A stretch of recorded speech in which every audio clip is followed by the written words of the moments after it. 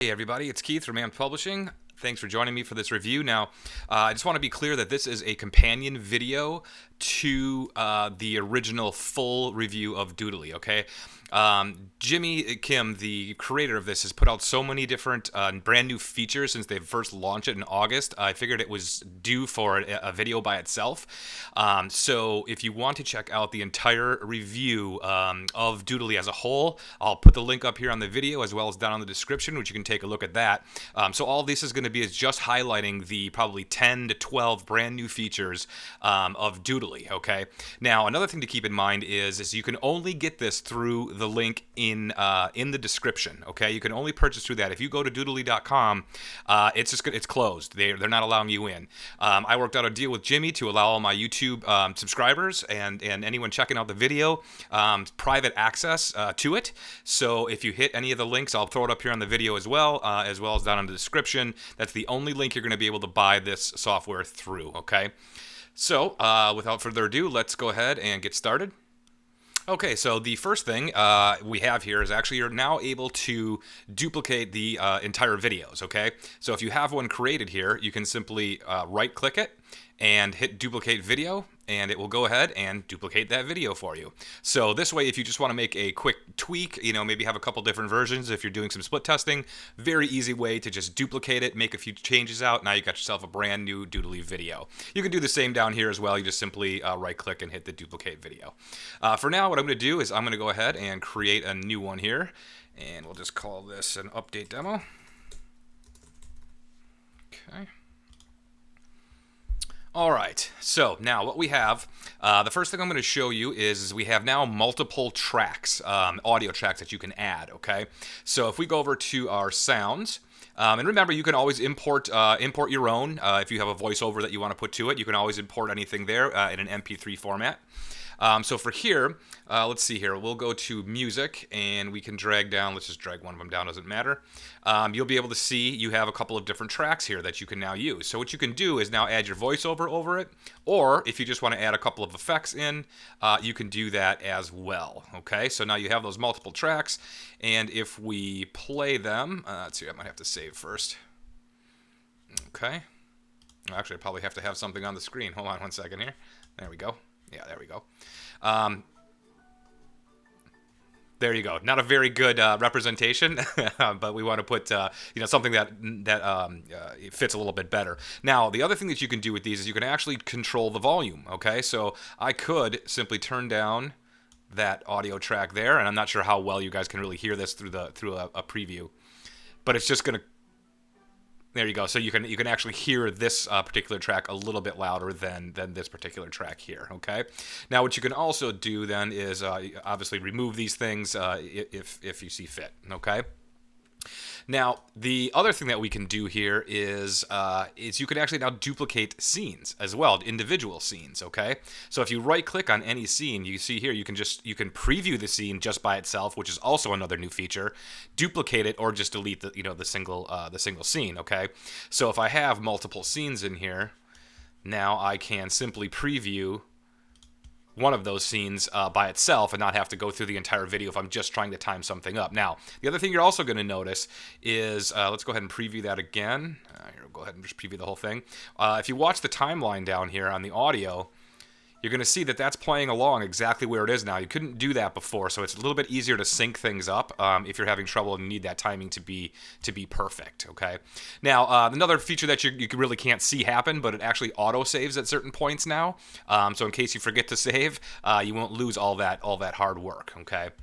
Now, the next feature we have is here in the settings, you can actually change, and this goes for Whiteboard and Blackboard, they now have 4 different hands, okay? So we have the white hand, brown hand, white without sleeve, brown without sleeve, okay? So you can set different hand styles now as well, which I thought was kind of cool. Or you can actually have no hand. You don't have to have the hand do the illustrations at all. You can just simply have it draw out on the screen, okay? So we can go ahead, and here I'll just apply a new one. All right.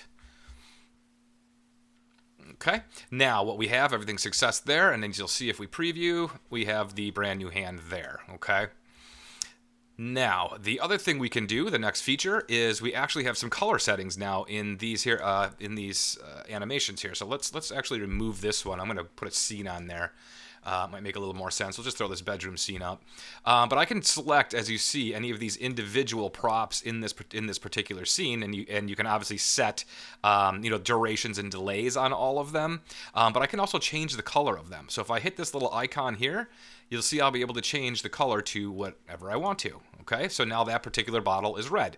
So I can go through and change all the individual props, all the individual characters, whatever you want. You can change them and add colors now. Now, the other thing you can do with individual props and characters is you can now set the duration to 0. And you never used to be able to do that. It used to have to animate. So let's see. Let me think of let's actually pull this scene. We'll go into this guy here. And I'm going to set... Let's see. Maybe we'll do this here. I'll delete this scene just so that we can get through this a little bit quicker.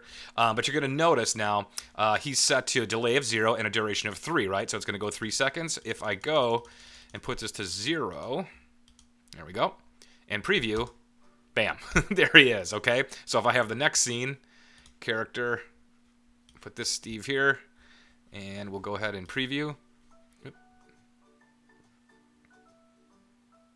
He swipes, the next guy comes in, and he's drawing out, right? But you saw him instantly, okay? So that first screen, he's there. There is no animation to it. So we'd probably want to take this and bump this down in the first scene.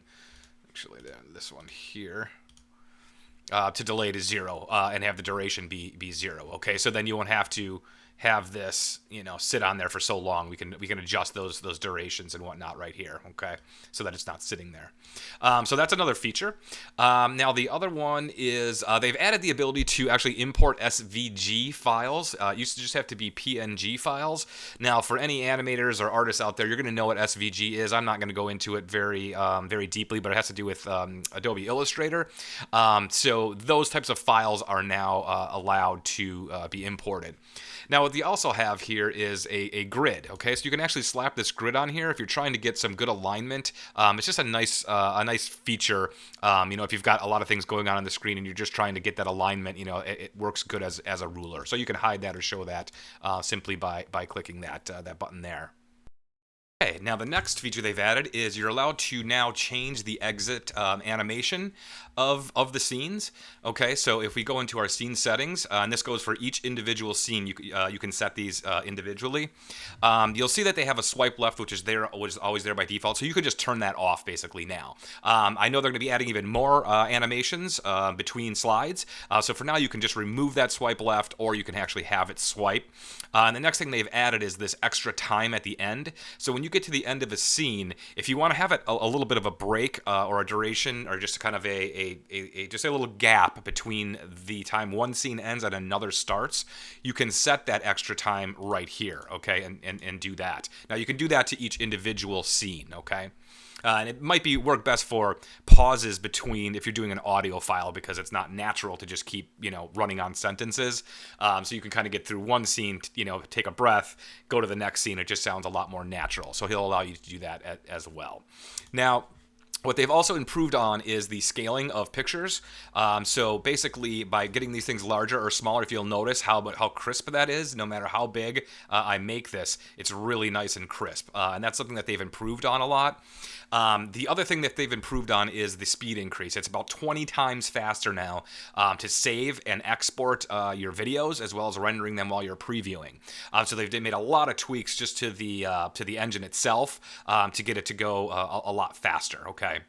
So that concludes basically all the brand new features, and I know there's just going to be tons more coming.